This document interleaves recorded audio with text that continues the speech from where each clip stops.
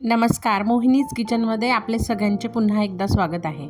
आज आपण बनवणार आहोत खानदेशी पद्धतीचं कैरीचं लोणचं। व्हिडिओ शेवटपर्यंत नक्की बघा, कारण यात मी तुम्हाला सांगणार आहे की लोणचं वर्षभर कसं टिकवायचं।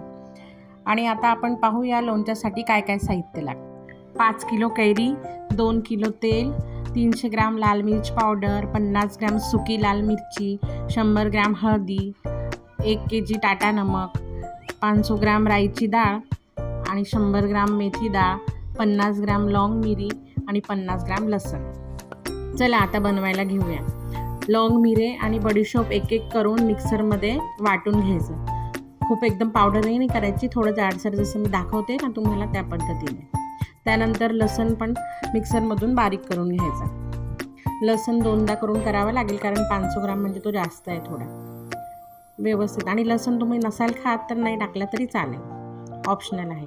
आता एका मोठ्या भांड्यामध्ये पहिल्यांदा मीठ टाकायचं पूर्ण पसरवून, त्याच्यानंतर राईची डाळ, त्यानंतर आपण बारीक केलेली बडीशोप, त्यानंतर बारीक केलेली लौंग मिरी, लाल मिर्च पावडर सगळं व्यवस्थित पसरवून घ्यायचं त्याच्यावर। माझी आत्या लोणचं खूप छान बनवते, म्हणून आज मी आत्याच्या हातचं लोणचं बनवते। हळद पण व्यवस्थित पसरवून टाकून घ्यायची आणि आपण जी हिंगाची एक डबी आणली त्यातला अर्धा हिंग आपण यात टाकायचा। आता एक कढई स्वच्छ पुसून गॅसवर तापवायला ठेवायची आणि जे तेल आपण आणलं आहे लोणच्यासाठी त्यातलं अर्ध तेल याच्यात टाकायचं। तेल चांगलं गरम झालं की त्यात लौंग मिरी टाकायची। नंतर आपण मेथीची डाळ आणली होती ती मेथीची डाळ टाकायची आणि तिला व्यवस्थित फ्राय करून घ्यायची। त्याच्यानंतर जो हिंग होता अर्धी वाटी तो टाकायचा आणि हे तेल जे आपण मिश्रण पसरवलेलं आहे एका तगाऱ्यामध्ये त्यात टाकून घ्यायचं व्यवस्थित आणि व्यवस्थित हलवायचं, जेणेकरून सगळा मसाला व्यवस्थित फ्राय झाला पाहिजे। लक्षात ठेवा हे तेल खूप कडक पण असायला नको। आता उरलेलं तेल परत कढईत तापवायला ठेवायचं। तेल गरम झालं की त्यात जो लसण आपण बारीक वाटलेला होता तो हळूहळू टाकायचा, जेणेकरून तेल एकदम वरती नाही येणार कढईच्या। लसणाला 15 मिनिटापर्यंत फ्राय करायचं चांगलं, जेणेकरून त्याचा कच्चापणा सगळा निघून जाईल। आता सुक्या लाल मिरच्या टाकून परत त्याला थोडा वेळ फ्राय होऊ द्यायचा। मिरच्या पण सोबत छान कडक होऊन जातील। गॅस बंद केल्यावर 5 मिनिटांनी हे तेल परत त्या मिश्रणात ओतायचं आणि व्यवस्थित सगळा मसाला एकत्र करून घ्यायचा। मसाल्याला 5 ते 7 तास व्यवस्थित थंड होऊ द्यायचा, एकदम गार झाला पाहिजे तो।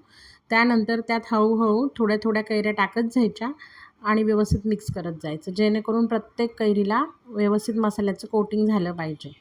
लोणचं टिकवण्यासाठी ही एक छोटी पण खूप महत्त्वाची गोष्ट, कैरीवर किंवा साहित्यावर अजिबात ओलावा राहता कामा नये।